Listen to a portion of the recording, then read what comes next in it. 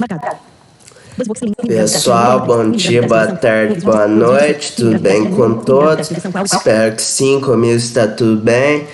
Bom, pessoal, no tutorial de hoje nós iremos ver a opção que tem apenas no minigrav modificado pelo Glauco, né? Não tem no oficial, aquela mesma opção de desfazer que tem fora dos efeitos, também dentro dos efeitos, né? Bom, então vamos lá. B, 3, M, G. Gravador de som, gravador, modo ligado. 30 beta Glauco 27. Informe o nome do arquivo. Deixe. Carregando som. Gravador. Qual sua opção? Letra E de efeitos. Qual efeito?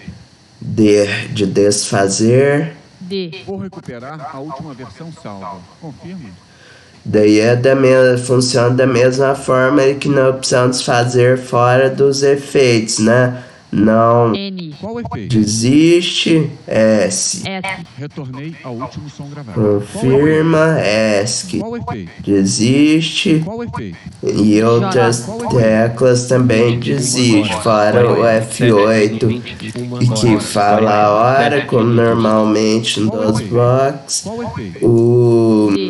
E o coisa, setas para cima